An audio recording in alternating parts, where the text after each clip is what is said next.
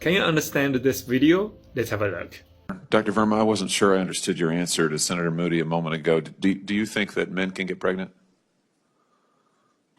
I hesitated there because I wasn't sure where the conversation was going or what the goal was. I mean, I do take care of patients with different identities. I take care of many women. I take care of people with different identities. And so that's where I paused. I think, yeah, I wasn't sure where you were going with that. Well, the goal is just the truth. So can men get pregnant?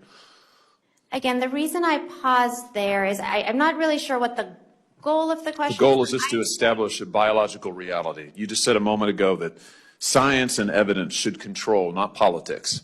Absolutely. So let's just test that proposition. Can men get pregnant? I take care of people with many identities, but can men get pregnant? There are many women that can get pregnant. I do take care of people that don't identify as women. That Can men get pregnant? Again, as I'm saying, Let me just remind you what you testified to a moment ago. Science and evidence should control, not politics. So can men get pregnant? You're a doctor, I think. Science and evidence should guide medicine. Do science and evidence tell us that men can get pregnant? Biological men, can they get pregnant? I also think yes/no questions like this are a political tool. And no, yes/no questions are about the truth, doctor. Let's not make a mockery of this proceeding. This is about science and evidence, and I'm asking you. You know, the United States Supreme Court just heard arguments yesterday at great length on this question. This is not a hypothetical question. This is not theoretical. It affects real people in their real lives. And you're here as an expert, called by the other side as an expert. And you've been telling us that you follow, right, you're a doctor, and you follow the science and the evidence. So I just want to know, based on the science, can men get pregnant? That's a yes or no question. It really is, I think. I think you're trying to reduce the complexity of a lot. I'm not. I'm trying to get, it's not complex. I'm trying to get to an answer, and I'm trying to test, frankly, your veracity as a medical professional and as a scientist. Can men get pregnant?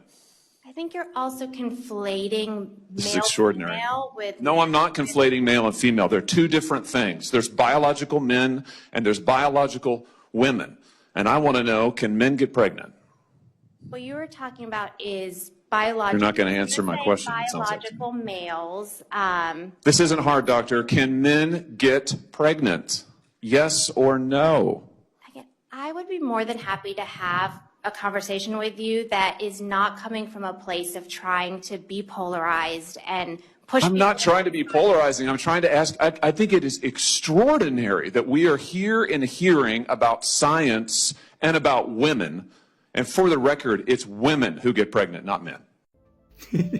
Are they doing governance or entertainment? The American people are really having a tough time, I think so. You pay half of your taxes to support officials who are debating kindergarten common sense. And Dr. Verma, she's both a victim and a complicity. Of course, she knows that men cannot get pregnant, yet she does not answer it openly. Guess who's forcing her to be so cautious? How can it be a question that a senator used to harass their opponents? This is even more terrifying than corruption. Do you think so? But the real question is, why do Americans pay taxes to fund these frauds?